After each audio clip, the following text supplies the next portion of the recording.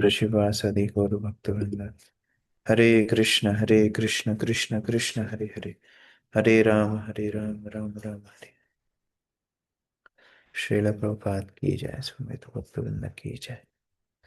हरे कृष्ण। श्रीमद् भागवतम नवम स्कंद अध्याय 18 आज हम लोग शुरू कर रहे हैं, जहाँ ययाति का चरित्र सुखदेव गोस्वामी सुना रहे हैं।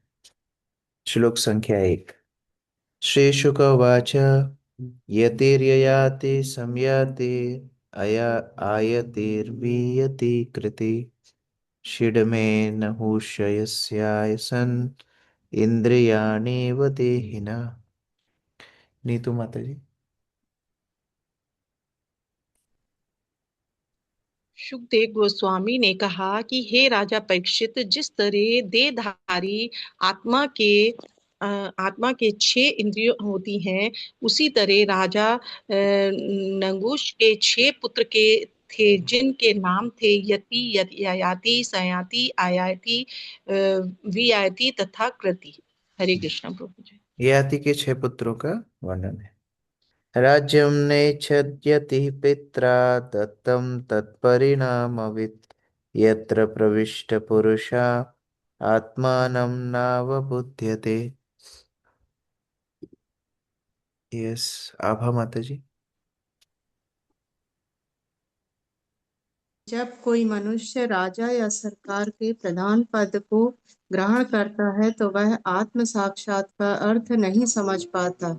यह जानकर नहुस के सबसे बड़े पुत्र यति ने शासन संभालना स्वीकार नहीं किया, यद्यपि उसके पिता ने राज्य को उसे ही सौंपा था। हरे कृष्ण प्रभु तो जी। सामान्यतः ऐसा होता है कि जब कोई व्यक्ति को खूब राज्य मिल जाता है तो फिर बहुत ऐश्वर्यों में या बहुत जिम्मेदारियों में वो इतना व्यस्त हो जाता है कि भगवान को भूल जाता है। हम लोग दक्षिण भारत में देखते हैं यमुनाचार्य के चरित्र में। यमुनाचार्य बचपन से ही भगवान के महान भक्त थे, बहुत विद्वान थे, भगवान की सेवा किया करते थे। लेकिन एक बार वो एक विवाद में गए, या एक स्पिरिचुअल डिबेट, उसमें जीतने में उनको आधा राज्य एक राजा ने दे दिया। और वो राज्य की सीमाएं बढ़ाने लगे, इतने व्यस्त हो गए कि भगवान को पूरा भूल गए। तो उनके जो गुरु थे नाथ मुनि, उन्होंने एक शिष्य को भेजा उनके शरीर छोड़ने से पहले कि यमुनाचार्य को याद दिलाओ कि उनकी आध्यात्मिक उन्नति आवश्यक है। तो वो शिष्य जाकर के यमुनाचार्य को याद दिलाता है कि आपके नाथ मुनि जी ने आपके लिए बहुत बड़ा राज्य छोड़ा है। वो राज्य क्या है? उनको ले जाके रंगनाथ के सामने खड़ा कर देते हैं, ये आपका राज्य है। तो रंगनाथ के सामने खड़े होके यमुनाचार्य को पूरा स्मरण आ जाता है, अरे मैं भगवान को भूल के ये सब चीजों में व्यस्त हो गया।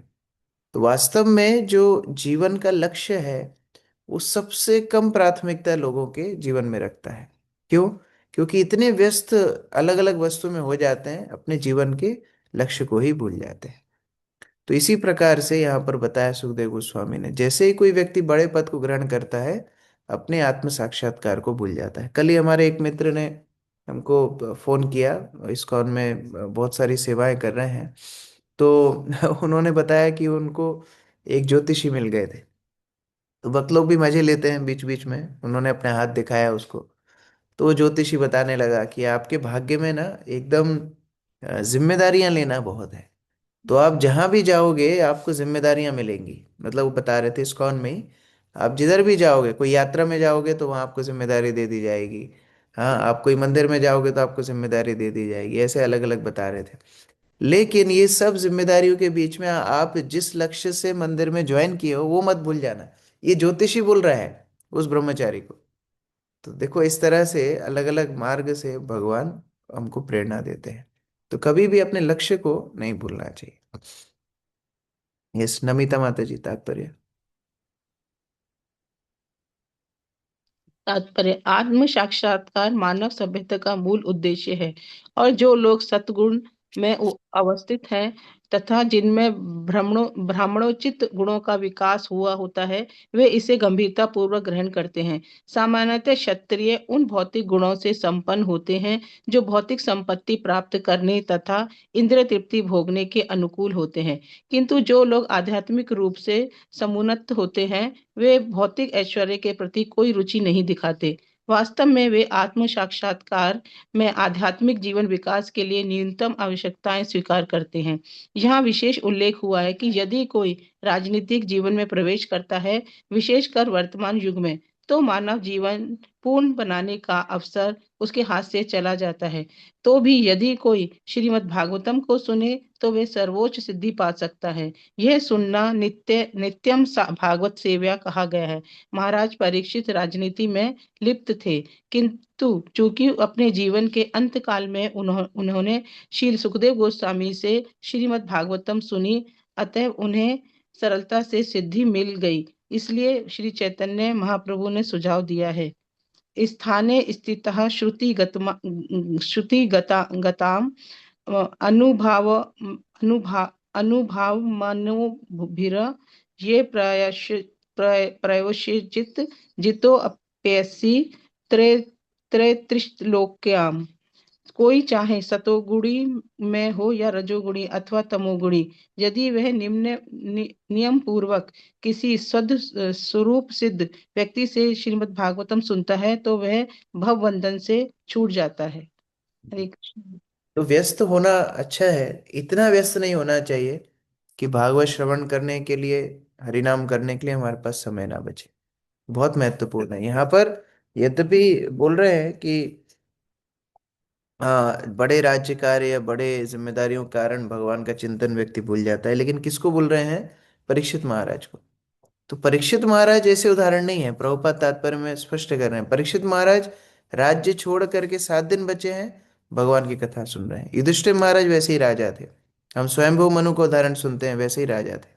तो ऐसे भी राजा होते हैं जो अपनी जिम्मेदारियों को रखते हुए भगवान का श्रवण, भगवान का कीर्तन करते हुए अपने जीवन को चलाते हैं। तो भक्तों को इनसे प्रेरणा लेनी चाहिए। हमारे जीवन में जो कुछ जिम्मेदारियां हैं, उनका निर्वाह करते हुए दिनचर्या ऐसी हो कि हरिनाम का जप और भागवत कभी छूटे ना। ये समय हमेशा याद रखना चाहिए। इतना व्यस्त नहीं हो जाना चाहिए कि इसके लिए हमको समय ना मिले। पितरि भ्रंशिते स्थानाद इंद्राण्या दर्शनाद विजय प्रापिते जगरत्वं वै ययातिरभवन् नृपः। कुलदीप प्रभु।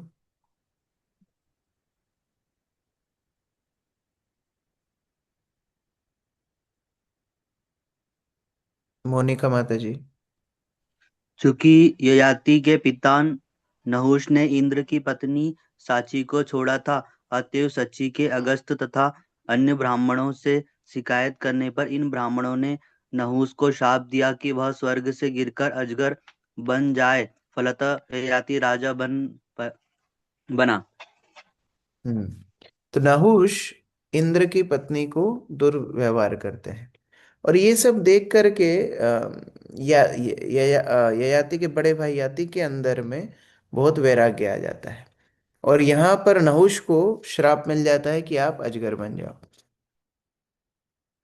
चतश्रव आदिशदिक्षु भात्रान भ्राता ये यशा कृतदारो जुगो पूर्वम काव्यस्य वृषपर्वण। मोनिका माता जी। राजा अयति के 4 छोटे भाई थे, जिन्हें उसने चारों दिशाओं में शासन चलाने की अनुमति दे दी थी। अयति ने शुक्राचार्य जी की बेटी देवयानी से एवं वर्ष पूर्वा की पुत्री शर्मिष्ठा से विवाह किया और वह संपूर्ण पृथ्वी पर शासन करने लगा। हरे कृष्ण। तो सबसे बड़ा था यति। यति वन में चला गया, नाम भी यति है, यति अर्थात सन्यासी। ययाति फिर सेकंड नंबर राजा बन गए, और उनके 4 भाइयों को 4 दिशाओं में उनके राज्य को संभालने की जिम्मेदारी दी। आगे बता रहे हैं कि 2 उन्होंने विवाह किए, एक शुक्राचार्य कन्या देवयानी से और दूसरा विश्वपर्वा की कन्या शर्मिष्ठा से। अभी परीक्षित महाराज को प्रश्न होगा। श्रीराजोवाच ब्रह्म ऋषिर्भगवान् काव्य शत्रबन्धुश्च नाहुषा राजन्य विप्रयो कस्मात् विवाह प्रतिलोमकः। हरिप्रिय माता जी। महाराज परीक्षित ने कहा, शुक्राचार्य अत्यंत शक्ति संपन्न ब्राह्मण थे और महाराज ययाति क्षत्रिय थे। अतएव मैं यह जानने का इच्छुक हूँ कि ब्राह्मण तथा क्षत्रिय के बीच ये प्रतिलोम विवाह कैसे संपन्न हुआ। तो ये जोड़ी जमी कैसी? ये ब्राह्मण कुल की कन्या और क्षत्रिय कुल का राजा। तो कन्या का वर्ण नीचे होकर करके चलता था, लेकिन ये वर्ण ऊपर है। तो ये कैसे विवाह हुआ, ये समझ में नहीं आया। परीक्षित महाराज प्रश्न पूछ रहे हैं। तात्पर्य प्रसिद्ध चैतन्य प्रभु।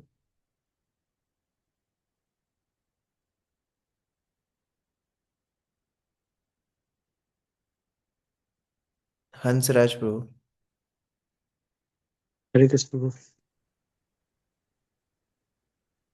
महाराज परीक्षित ने कहा, शुक्राचार्य जी अत्यंत शक्ति तात्पर्य तात्पर्य। वैदिक पद्धति के अनुसार परस्पर क्षत्रियों में या परस्पर ब्राह्मणों में विवाह होना सर्वसामान्य प्रथा है। यदि कभी विभिन्न वर्णों के बीच विवाह होते हैं तो ये दो प्रकार के होते हैं, अनुलोम और तथा प्रतिलोम। एक ब्राह्मण तथा क्षत्रिय की पुत्री के बीच विवाह की अनुमति है, यह अनुलोम है। किंतु एक क्षत्रिय और ब्राह्मण की पुत्री के बीच विवाह प्रतिलोम है और सामान्यतः इसकी अनुमति नहीं है। इसीलिए महाराज परीक्षित जानने के उत्सुक थे कि शुक्राचार्य जी जैसे शक्तिशाली ब्राह्मण ने प्रतिलोम विवाह किस प्रकार स्वीकार किया। वे इस असामान्य विवाह के कारण को जानने हेतु उत्सुक थे। तो अनुलोम विवाह में जो पुरुष है वो उच्च वर्ण का होगा और जो स्त्री है वो निम्न वर्ण की होगी। लेकिन प्रतिलोम में उल्टा हो जाएगा, स्त्री उच्च वर्ण की होगी। तो यहाँ पर देवयानी उच्च वर्ण की है। तो ये प्रश्न था, सुखदेव गोस्वामी उत्तर दे रहे कि कैसे ये विवाह हुआ।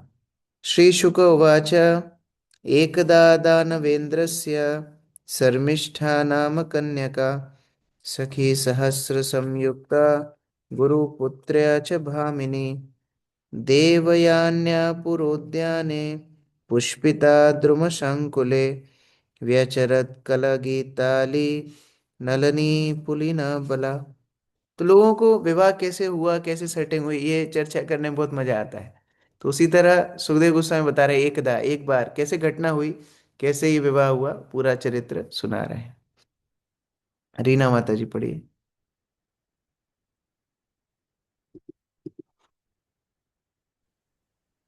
हरे कृष्णा प्रभु।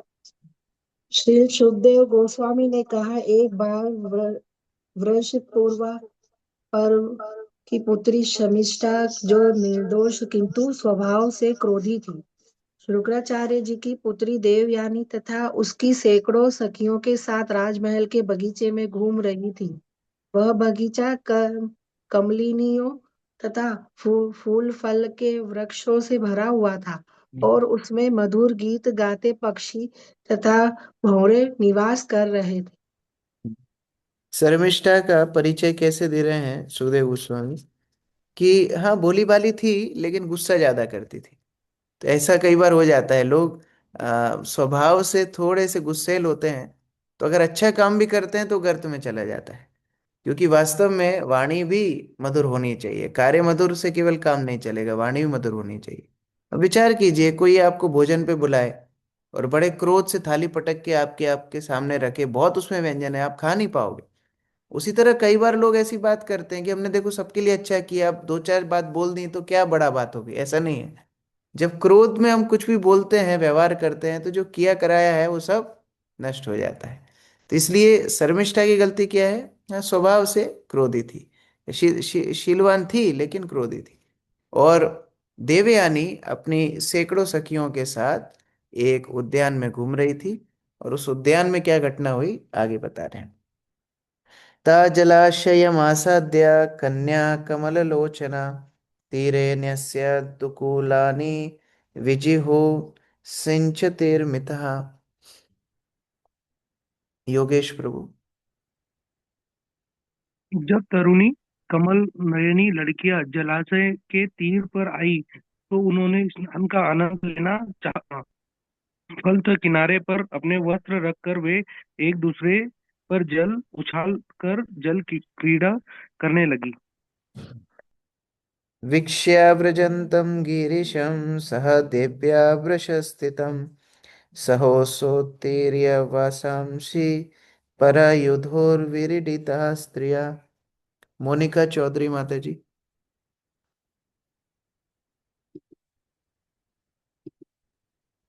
जल क्रीड़ा करते हुए लड़कियों ने सहसा शिवजी को ऊपर से जाते देखा, जो अपने बैल की पीठ पर अपनी पत्नी पार्वती समेत आसीन थे। नंगी होने के कारण लज्जित वे लड़कियां तुरंत जल से बाहर निकल आई और उन्होंने अपने वस्त्रों से अपने शरीर को ढक लिया।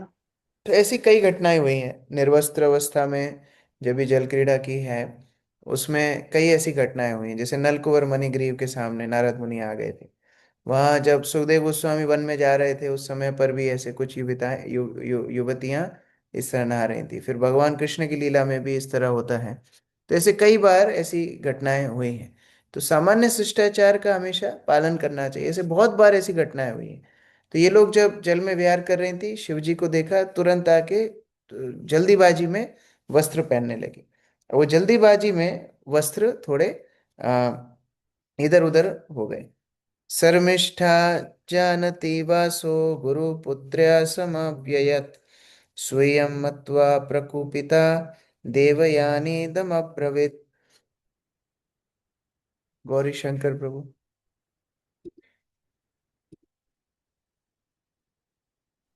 प्रभु कौन सा बंदा थोड़ा बाहर चला गया था, हरे कृष्ण। 10 नंबर। 10 नंबर, हाँ। शर्मिष्ठा ने अनजाने ही देवयानी का वस्त्र पहन लिया, जिससे देवयानी को क्रोध आ गया और वो इस प्रकार बोली। यहाँ पर देवयानी को गुरुपुत्रा बोला गया है, क्योंकि ये गुरुपुत्री होने के कारण थोड़ा इनके अंदर अभिमान था। कई बार ऐसा हो जाता है हम लोग मजाक मजाक में बोलते हैं, कभी कोई मंदिर का अध्यक्ष कोई गृहस्थ भक्त होता है तो उसका पूरा परिवार ही अपने आप को अध्यक्ष मानता है। वो सोचते हैं, पत्नी सोचती मैं भी अध्यक्ष हूँ, बच्चे सोचते हैं मैं हम भी छोटे छोटे अध्यक्ष ही हैं। तो ऐसे महान व्यक्ति के जो रिश्तेदार होते हैं कई बार वो भी अपने आप को महान समझते हैं। वास्तव में महानता संबंध से नहीं, महानता व्यक्ति के चरित्र से होती है। यहाँ पर देवयानी भी सोच रही मैं शुक्राचार्य कन्या हूँ तो मैं महान हूँ, और शर्मिष्ठा ने गलती से देवयानी के वस्त्र पहन लिए, और ये अदला बदली के चक्कर में बहुत क्रोध आ गया। अहो निरीक्ष्यातमस्या दास्या कर्म हि असंप्रतम अस्मद्धार्यं धृतवती सुनीवा हविरध्वरे। गरिमा अग्रवाल माता जी।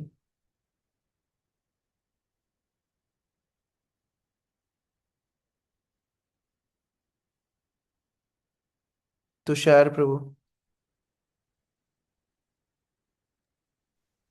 हरे कृष्ण प्रभु जी। हम्म। अरे जरा देखो ना इस दासी शर्मिष्ठा की करतूतों को। इसने सारे शिष्टाचार को ताक पर रखकर मेरे वस्त्र धारण कर लिए है, मानो यज्ञ के निर्मित रखे घी को कोई कुत्ता छीन ले। देखो, अभी कई बार आपातकालीन स्थिति भी समझना चाहिए। शिष्टाचार का पालन हमेशा ही व्यक्ति करता है, लेकिन फिर आपातकालीन स्थिति या ऐसी स्थिति जहां सामान्य शिष्टाचार का पालन ना हो सके, वहां पर फिर व्यक्ति को थोड़ा सा धैर्य भी रखना चाहिए। कई बार लोग स्थिति ना देखते हुए इस तरह क्रोधित हो जाते हैं। अभी देवयानी अगर स्थिति को जानती है, क्रोधित होना बनता नहीं था। ऐसा नहीं शर्मिष्ठा ने जबरदस्ती देवयानी के वस्त्रों को पहन लिया, भूल चूक में पहन लिया। भगवान शिव जा रहे थे उस समय, तुरंत उन लोगों को अपने आप को ढकना था, तो भूल चूक से कर लिया। तो ऐसे ही कई बार हमारे जीवन में स्थितियां आएंगी, लगभग रोज आएंगी। हमें दूसरे व्यक्ति की परिस्थिति को भी समझने का प्रयास करना चाहिए। हम अपनी परिस्थिति तो समझ रहे हैं, लेकिन उस व्यक्ति ने क्यों ऐसा कार्य किया ये समझना चाहिए। राधानाथ स्वामी महाराज इसके ऊपर काफी बल देते हैं। वो बोलते हैं आपको ये तो दिख रहा है कि व्यक्ति ने आपके साथ क्या किया, लेकिन किस परिस्थिति में किया ये भी देखना चाहिए। क्यों वो इस तरह बातचीत कर गया, या क्यों इस तरह भूल गया कोई वस्तु आपको बताना। तो वो अगर स्थिति को हम समझेंगे तो फिर इस तरह नहीं बैर करेंगे। खूब कटु वचन बोलने लगे। यैरिदं तपसा सृष्टं मुखं पुंसा परस्य ये धार्यते यैरिव इहा ज्योति शिवा पंथा प्रदर्शिता। यान् वन्दन्ति उपतिष्ठन्ते लोकनाथः सुरेश्वर भगवानपि विश्वात्मा पावनः श्रीनिकेतन वयं तत्रापि भृगवा शिष्योऽस्य न पितासुरः अस्माद्धार्यं धृतवती शूद्रो वेदम् इवासति। तुषार प्रभु पढ़िए। हरे कृष्णा। हम उन योग्य ब्राह्मणों में से हैं जिन्हें भगवान का मुख माना गया है। ब्राह्मण ने अपनी तपस्या से समग्र विश्व को उत्पन्न किया है। वे परम सत्य को अपने अंतःकरण में सदैव धारण करते हैं। उन्होंने सौभाग्य के पथ पर निर्देशक किया है, जो कि वैदिक सभ्यता का पथ है। वे इस जगह में एकमात्र पूजनीय हैं, अतएव उनकी स्तुति की जाती है और विभिन्न लोकों के नायक बड़े से बड़े देवता भी उनकी पूजा करते हैं। यह तक कि सबको पवित्र करने वाले लक्ष्मी देवी के पति परमात्मा द्वारा भी वे पूजित है। हम तो इसलिए भी अधिक पूज्य है क्योंकि हमें वृषवंशी है, और यद्यपि इस स्त्री का पिता असुर होकर हमारा विश्व शिष्य है, तो भी उसने मेरे वस्त्र को उसी तरह धारण कर लिया जिस तरह कोई शूद्र वैदिक ज्ञान का भार। कोई व्यक्ति अगर खुद का गुणगान खुद के मुख से करने लगे, मित्रता में, संबंधों में, एक क्लोज सर्कल में चर्चा अलग बात है, लेकिन व्यवहारिक रूप से उसका एक अभ्यास ही बन जाए खुद को गुणगान करने के लिए, या दूसरों को अपनी कीर्ति महिमा बताने के लिए, या क्रोध में जैसे यहाँ पर देवयानी बोल रही है, उसका सारा श्रेय, उसका सारा सुकृति उसी समय पे नष्ट हो जाती है। ये आत्महत्या के समान है अगर कोई अपना गुणगान स्वयं अपने मुख से करता है। इसलिए बहुत बहुत सतर्क रहना चाहिए। दूसरे व्यक्ति गुणगान करें अच्छी बात है, लेकिन खुद के मुख से खुद का गुणगान अगर कोई व्यक्ति इस तरह करे, विशेषतः शत्रुता में, विवाद में, या ऐसे स्थानों में जहां दूसरे सम्मानित लोग भी हैं, ऐसी स्थिति में अगर कोई व्यक्ति अपना गुणगान करता है, वास्तव में मृत्यु तुल्य है। यहाँ पर देवयानी इस तरह अपना गुणगान कर रही है। अच्छा, कोई सज्जन व्यक्ति कोई दूसरे का गुणगान करता है तो दूसरों के हृदय में उसके लिए श्रद्धा उत्पन्न होती है। कोई व्यक्ति स्वयं का गुणगान, खुद की पुंगी खुद बजाता है, इंग्लिश में बोलते हैं ब्लोइंग इज ओन ट्रम्पेट, तो अगर कोई खुद ऐसा करता है तो दूसरों के हृदय में ईर्ष्या जागृत होती है। दोनों के प्रभाव भी अलग अलग हैं। यहां पर अब क्या हुआ, शर्मिष्ठा का भी टेम्परेचर बढ़ गया, वो भी नाराज। एवं क्षिपन्ति शर्मिष्ठा गुरुपुत्रेमभाषत रुषा स्वसन्ति उरुगीव धार्षिता दृष्टदक्षता। वेदांत प्रभु। सुखदेव गोस्वामी ने कहा, शर्मिष्ठा को जब इस तरह कठोर शब्दों से डांटा गया तो वह अत्यधिक क्रुद्ध हो उठी। संपीड़न की तरह गहरी सांस छोड़ती और अपने निचले होठों को अपने दांतों से चबाती वह शुक्राचार्य के पुत्र को इस तरह बोली। तो इसी तरह शुरू होता है, जैसे ट्रैक्टर शुरू होता है, क्रोध में व्यक्ति की बॉडी भी उसी तरह शुरू होती है, कंपित होने लगती है, आवाज आने लगती है, होठों को व्यक्ति दबाने लगता है, सांस बहुत तेज तेज हो जाती है। शर्मिष्ठा बहुत क्रोधित होकर के अभी बोलती है। आत्मवृत्तम न विज्ञाय कथस्ते कथ कथ कथस कथसे बहुभिक्षुकी किं न प्रतीक्ष्यसे स्माकं गृहान् बलिभुजा भुजो यथा। प्रकाश प्रभु। अरे सारे, जब तुम्हें अपनी स्थिति का पता नहीं है तो वे भी क्यों इतना बोल रही है? क्या तुम लोग अपनी जीविका के लिए हम पर आश्रित रहकर कोवों की भांति हमारे घर पर भिक्षा नहीं करते हो? तो हमेशा ही ये विवाद जब आता है ब्राह्मण क्षत्रिय के बीच में, ये पॉइंट जरूर उठता है। ब्राह्मण बोलते हैं हम सम्मानित हैं, हम तुमको शिक्षा देते हैं, हम पूजनीय हैं। क्षत्रिय बोलते तुम हमारी भिक्षा से कार्य चलाते हो। वास्तव में कोई भी इंसान दुनिया में ऐसा नहीं है जो सेल्फ डिपेंडेंट हो, दूसरे के ऊपर डिपेंडेंट ना हो, ऐसा कोई व्यक्ति नहीं। हर किसी दूसरे के ऊपर आश्रित रहना ही पड़ेगा, भगवान ने पूरी प्रकृति ऐसी बनाई है। तो अगर कोई लड़ाई में केवल अपना पक्ष दिखाने लगे कि देखो हम तुम्हारे लिए कितने लाभप्रद हैं, तो ये एक तरफा बात है। हर व्यक्तियों को दूसरों की मदद की आवश्यकता पड़ती ही पड़ती है। तात्पर्य मीनाक्षी माता जी। हरे कृष्ण प्रभु जी। कौवों का कोई स्वतंत्र जीवन नहीं होता है। वह गृहस्थों द्वारा कूड़ादानों में फेंके गए जूठन पर पूरी तरह आश्रित होते हैं। ब्रह्मांड अपने शिष्यों पर आश्रित रहते हैं। अतएव जब शमिष्ठा देवयानी द्वारा बुरी तरह अपमानित की गई तो उसने देवयानी को कौवे जैसे भिक्षुकों के परिवार से संबंधित बतलाया।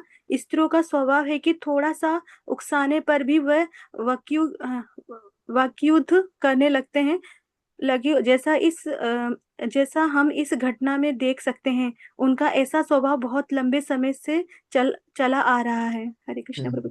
तो ऐसा सामान्य वाद विवादों में देखा भी जाता है कि पुरुष लड़ाई में हाथ पैर चलाते हैं, लेकिन महिलाएं लड़ाई में जीभ ज्यादा चलाती है। तो उनको बोलने में पता नहीं भगवान ने विशेष शक्ति दी है, तो पता नहीं कहाँ कहाँ से डायलॉग उनको आ जाते हैं।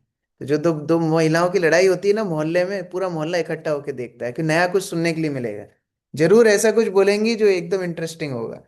तो इस तरह यहाँ पर बोल रहे हैं कि प्रभुपाद भी बोल रहे हैं कि वास्तव में जो महिलाएं लड़ती हैं तो थोड़ी सी बात में एकदम वाक्पटुता के साथ लड़ाइयाँ शुरू कर देती हैं।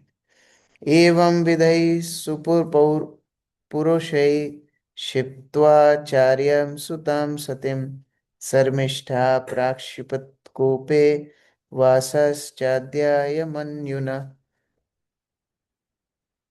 राकेश प्रभु। हरे हरे कृष्णा प्रभु जी। ऐसे अप्रिय वचनों का उपयोग करते हुए धर्मिष्ठा ने शुक्राचार्य जी की पुत्र देवयानी को फटकारा। उसने क्रोध में आकर देवयानी के वस्त्र छीन लिए और उसे एक कुएं में धकेल दिया। हरे कृष्ण। तो जिन वस्त्रों के ऊपर विवाद हुआ, तो शर्मिष्ठा तो क्षत्रिय कन्या थी, बलवत, और उसने देवयानी के वस्त्र छुड़ा लिए और देवयानी को कुएं में धक्का दे करके वहां से चली गई।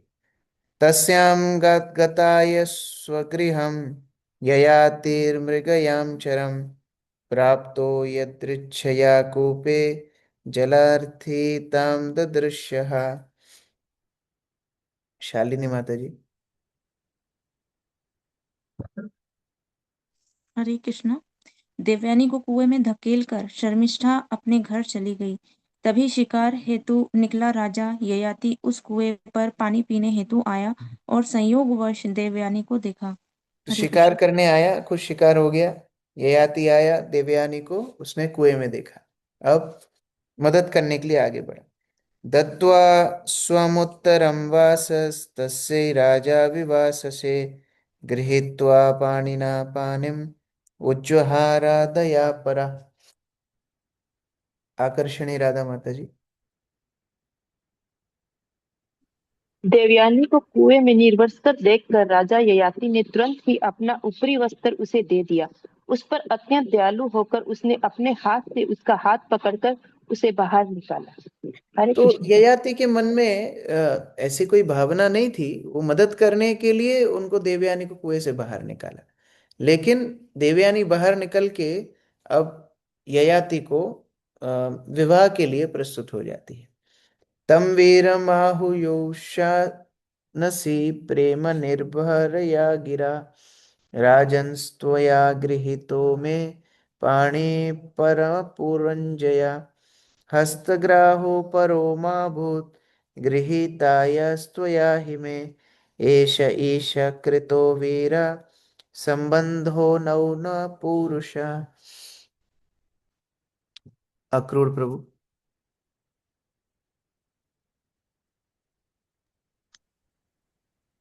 अनुवाद।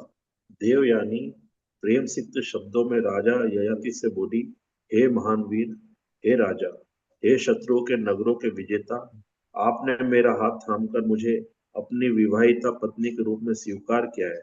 अब मुझे कोई अन्य नहीं छूने पाए, क्योंकि हमारा यह पति पत्नी का संबंध भाग्य द्वारा संभव हो सका है, किसी मनुष्य द्वारा नहीं। हरे कृष्ण। जयपाल प्रभु। तात्पर्य। हरे कृष्णा प्रभु जी। देवयानी प्रेम सिख शब्दों में राजा ययाति से बोला कि हे महान। तात्पर्य। देवयानी को कुएं से निकालते हुए राजा ययाति ने उनके सौंदर्य तथा यौन को अवश्य सराहा होगा। अतएव उसने यह भी पूछा होगा कि तुम किस जाति की हो। तब देवयानी ने तुरंत उत्तर दिया होगा, हमारा पूर्व में ही विवाह हो चुका है, क्योंकि आपने मेरा हाथ थामा है। दूल्हे तथा दुल्हन के हाथों को मिलाना सभी समाजों की अस्थायी प्रथा है। अतएव ज्यों ही ययाति ने उसका हाथ थामा होगा, त्यों ही दोनों को विवाहित मान लिया जा सकता है। चूंकि देवयानी वीर ययाति पर मुग्ध थी, अतएव उसने प्रार्थना की कि वह न तो अपना मन बदले, न किसी अन्य से उसका विवाह होने दे। हरे कृष्णा प्रभु जी। इस प्रकार वास्तव में दोनों तरफ से ययाति को भी आकर्षण तो था, लेकिन सुना कि ब्राह्मण कन्या है तो थोड़ा पीछे हट गया। लेकिन देवयानी बोलती नहीं, आपने अभी स्पर्श किया है मतलब हमारा विवाह हो चुका है। यदिदं कूपमग्नाय भवतो दर्शनं मम, न ब्राह्मणो मे भविता हस्तग्राहो महाभुजा, कस् कच्चस्य बार्हस्पत्यस्य शापाद यम आशपम पुरा। रेवती जीवन प्रभु। हरे कृष्णा, धन्यवाद प्रणाम सर। कुएं में गिर जाने के कारण मैं आपसे मिली। निस्संदेह यह विधि का विधान था। जब मैंने प्रकाश के पुत्र, तो उसने मुझे यह शाप दिया कि तुझे ब्राह्मण पति नहीं प्राप्त होगा, नहीं प्राप्त होगा हो सकेगा। अतः महाप्रभु, किसी ब्राह्मण को पत्नी बनने की कोई संभावना नहीं है। धन्यवाद प्रणाम। तो अभी और पीछे का इतिहास देवयानी बताने लगी कि पहले मैंने बृहस्पति के पुत्र कच्छ को श्राप दिया, वो श्राप के बदले उसने मुझे श्राप दिया कि मुझे ब्राह्मण पति नहीं मिलेगा। तो अभी आपने मेरा हाथ पकड़ा है, अर्थात अभी आप ही मेरे पति हो। अरविंद प्रभु। तात्पर्य: विद्वान पुरोहित बृहस्पति का पुत्र कच्छ शुक्राचार्य का शिष्य था। उसने अपने गुरु से अकाल मृत्यु प्राप्त व्यक्ति को जिलाने की कला सीखी थी। यह कला मृत संजीवनी कहलाती है और विशेष रूप से युद्ध के समय काम में लाई जाती थी। जब युद्ध होता था तो योद्धाओं की अकाल मृत्यु हो जाती थी, किंतु यदि किसी योद्धा का शरीर अक्षत रहता तो वह इस मृत संजीवनी कला के द्वारा फिर से जीवित किया जा सकता था। यह कला शुक्राचार्य तथा अन्य बहुत से लोगों को ज्ञात थी और बृहस्पति का पुत्र कच्छ इसे सीखने के लिए ही शुक्राचार्य का शिष्य बना था। देवयानी कच्छ को अपना पति बनाना चाहती थी, किंतु कच्छ शुक्राचार्य के प्रति सम्मान के कारण उसे गुरु पुत्री समझकर अपने से श्रेष्ठ समझता था। अतएव उसने विवाह करने से मना कर दिया। देवयानी ने क्रुद्ध होकर कच्छ को यह शाप दिया कि तुमने मेरे पिता से जो मृत संजीवनी विद्या सीखी है वह व्यर्थ हो जाए। कच्छ ने भी पलटकर शाप दिया कि उसे ब्राह्मण पति कभी न मिले। चूंकि देवयानी ययाति को चाहती थी जो क्षत्रिय था, अतएव उसने प्रार्थना की कि वह उसे अपनी प्रामाणिक पत्नी के रूप में स्वीकार कर ले। यद्यपि यह प्रतिलोम विवाह था, अर्थात उच्च कुल की कन्या का निम्न कुल के लड़के से विवाह था, किंतु उसने कहा कि यह विधाता का विधान है। हरे कृष्ण।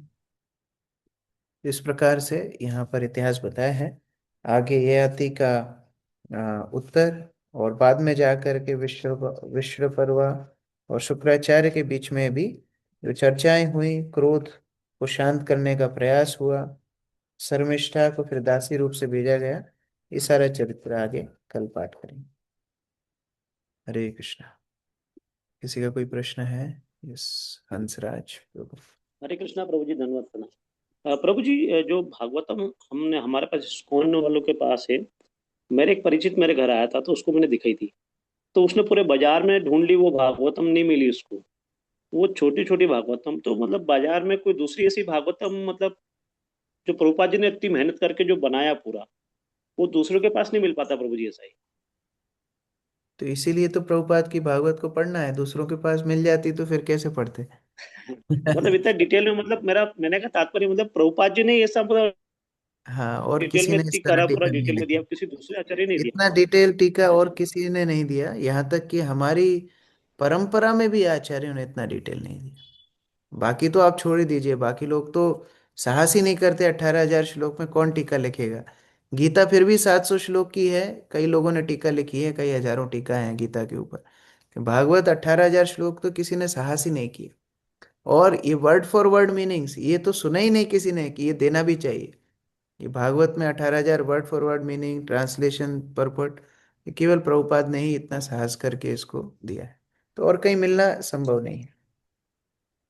अभी प्रभु जी एक वो बहुत कृष्ण के बड़े स्वरूप से अभी एक बहुत बड़े प्रचारक हैं, अपना उन्होंने नया पंथ शुरू किया है, मॉरिशस के हैं, और उन्होंने अभी विदेशों में काफी चर्चों को खरीद के शुरू किया है उनका कार्यक्रम। हमारे जैसे ही कीर्तन वगैरह करते हैं, थोड़ा तिलक का स्टाइल अलग है, इस्कॉन नहीं है। तो उन्होंने क्या किया, प्रभुपाद के तात्पर्यों को ही चोरी कर लिया, और जहां जहां कृष्ण लिखा था वहां वहां अपना नाम डाल दिया। बस एज इट इज प्रभुपाद के तात्पर्य है, कृष्ण हटा के अपना नाम डाल दिया। उनके पैरों में उनके शिष्य तुलसी चढ़ाते हैं, उनको भगवान कृष्ण का अवतार मानते हैं। तो अगर कोई ऐसा दिखाएगा भी, तो लग रहा है कि प्रभुपाद से ही चोरी करके उन्होंने इस तरह सब काम किया, अदरवाइज इतना बड़ा साहस और किसी आचार्य ने अभी तक नहीं किया। प्रभु जी हम बहुत धन्य हैं कि हमको ये भागवतम का सेट मिला है, और ये भागवतम हम नित्य भागवतम अध्ययन कर रहे हैं। ये हमारे लिए बहुत ही सौभाग्य की ये बात है हमारे प्रभु लिए जी। बहुत सौभाग्य, प्रभुपाद इसलिए उसमें बोले नित्यम भागवत सेवा है, रोज भक्तों को पढ़ना है। इतना व्यस्त नहीं होना है कि यही छूट जाए, ये नहीं करना है। यस, ठीक दीपक प्रभु जी, प्रिय थैंक यू, हरे माता जी। कृष्ण प्रभु जी। हरिपुर प्रभु जी, किसका नाम बताया आपने मॉरिशस में? हरे कृष्ण। एक्चुअली भक्ति पथ करके शायद शुरू है ना, कुछ ऐसा ना। What is their exact name? वो लोग कीर्तन वगैरह बहुत करते हैं, लेट मी जस्ट सर्च। हाँ, उनका नित्यानंद प्रभु का अवतार ऐसा कुछ मैं सुना था। नहीं नहीं, वो नित्यानंद अलग है, ये अलग है। हाँ, इनका तिलक भी सेम है, मतलब हाँ, ये थोड़ा सा। बहुत कुछ प्रभुपाद से ही चोरी किए हैं, एक्चुअली पूरा पर्पट ही प्रभुपाद से चोरी किए हैं। क्या नाम है? भक्ति मार्ग, हाँ। भक्ति मार्ग, भक्ति मार्ग। भक्ति मार्ग, भक्ति मार्ग के कीर्तन वीर्तन जो हमारे डिवोटीज भी लगा लेते हैं, हाँ। स्वामी विश्वानंद परमहंस भी लगाया है, बहुत कुछ लगाया है, ये है। तो इनके ऊपर अभी भक्त लोग ये भी कर रहे हैं कि पीबीटी का कॉपीराइट किस तरह इन्होंने किया है। तो ऐसा बहुत कुछ चल रहा है दुनिया में, बहुत इनके मिलियंस ऑफ फॉलोअर्स हैं। आखिर हमारी कोई इनसे शत्रुता नहीं है। शत्रुता बस एक ही है कि जो शास्त्र यथारूप प्रचार हो और सही मार्ग पे लोग आए, तो लोगों का उद्धार होगा, वही एक बात है, बाकी कोई बात नहीं है। यस, दीपक प्रिय माता जी। हरे कृष्णा प्रभु जी, दंडवत प्रणाम। प्रभु जी, किस किस स्थिति में मृत्यु होती है तो वो अकाल मृत्यु में कहलाती है, और फिर उनकी गति कैसे क्या होता है प्रभु जी? अकाल मृत्यु अर्थात वैसे कुछ भी अकाल नहीं है, क्योंकि जो कुछ व्यक्ति ने निर्णय लिए हैं या जो कुछ उसके कर्म बंधन है, उसके अनुसार ही कार्य होता है। लेकिन अकाल मृत्यु अर्थात कि जो सामान्य नहीं मरे, उनको फिर अकाल मृत्यु बोल दिया जाता है। जैसे कोई एक्सीडेंट में चला गया, या किसी ने आत्महत्या कर ली, या कोई पानी में डूब के मर गया, तो ये सारी चीजों को अकाल मृत्यु बोल देते हैं। वास्तव में अकाल मृत्यु नाम से कुछ है नहीं। अभी एक्सीडेंट हुआ है तो कर्मफल के कारण ही हुआ है, या कोई व्यक्ति डूबा है तो उसके कारण ही हुआ है। हाँ, आत्महत्या को वास्तविक अकाल मृत्यु बोला जा सकता है, क्योंकि वो व्यक्ति ने स्वेच्छा से अपना आत्मदाह किया है। तो फिर उसको क्या करना पड़ता है, उसको फिर प्रेत योनि में रहना पड़ता है, जब तक उसका वो पनिशमेंट पूरी ना हो आत्महत्या करने की, और उसके बाद फिर उसको नई योनि मिलती है। तो उस तरह बोला जा सकता है। जो एक्सीडेंट हुआ ऐसे जो होते हैं, उनके कर्मों के हिसाब से उनको जो अगला जीवन मिलेगा वैसे हाँ, ही। क्योंकि वास्तव में एक्सीडेंट हुआ क्यों, कर्म कारण से ही हुआ। दूसरा बोलते उसको अकाल इसलिए है कि और जीना चाहिए था, 80-90 साल तक वृद्ध होके मरता, पहले मर गया, तो बोल देते हैं अकाल मृत्यु हो गई उस तरह। Okay, thank you. Monika and Mohish Chaudhary, Hare प्रश्न है? कृष्णा जी। मेरा क्वेश्चन ये था, जैसा कि आपने बताया कि शर्मिष्ठा के कर्म तो अच्छे थे पर उनकी वाणी की वजह से उनको प्रॉब्लम फेस करनी पड़ी। तो हम ये चीजें बहुत मतलब डेली लाइफ में भी फेस करते हैं कि हम इंटेंशन अच्छे होते हैं पर सामने वाले को क्या होता है कि टोन, हमारा जो टोन होता है वॉइस मॉड्यूलेशन, उससे हर्ट हो जाता है। तो हम अपनी वाणी को कैसे मधुर बनाएं और कैसे मतलब अपनी और विनम्रता लाएं अपने अंदर। जैसे शहद डाल करके कोई वस्तु को मीठा किया जाता है, उसी तरह अगर एक मधुर वस्तु हमारी जिह्वा को स्पर्श कर ले तो हमारी वाणी मधुर हो सकती है। अब मधुर में सबसे मधुर क्या है? मधुरम मधुरेभ्योऽपि पावनम पावनेभ्योऽपि, क्या है? हरि नाम, भगवान का नाम। तो जो भगवान के नाम को गंभीरता से जप करेंगे, अपने आप उनकी वाणी मधुर हो जाएगी। अलग से फिर उनको प्रयास करने का आवश्यकता नहीं है, लेकिन गंभीरता से भगवान के नाम का रेगुलर जप करना है। जब जप करते करते अपने आप देखोगे आपकी वाणी की इच्छा ही नहीं होगी अब शब्द बोलने की, है ना। उसको अच्छा शब्द नहीं है, वातांशी बोलते हैं। वातांशी मतलब चमगादड़ होती है, वो मुख से ही खाती है, फिर मुख से ही वृष्टा निकालती है। तो वो संभव ही नहीं है। मतलब जो हरिनाम करेगा, फिर उसके उसी मुख से वो हरिनाम कर रहा है, उसी मुख से फिर अपशब्द नहीं निकलेंगे, वो धीरे धीरे अपने आप पवित्र हो जाएगा। तो इसलिए हरिनाम गंभीरता से जप करना चाहिए। और अच्छे भक्तों की संगति में रहेंगे ना, तो बोलना चालना अपने आप उनके जैसा हो जाएगा। ये भी देखते हैं हम लोग। कई बार किसी को पूछते नहीं है आप किसके शिष्य हो, देखने समझ में आता है शायद इनके शिष्य हैं। क्यों? उनका बोलना चालना, उनका सब व्यवहार उनके जैसा हो जाता है। तो जिनकी संगति ज्यादा करते हैं उनके जैसा आचरण भी हमारे जीवन में आ जाता है। तो भक्तों की संगति से अपने आप वो वाणी में, चरित्र में, व्यवहार में मधुरता आ जाती है। जी, थैंक यू प्रभु जी। हरे कृष्णा। श्री प्रभुपाद की जय, समवेत भक्तवृंद की जय। वीर प्रसाद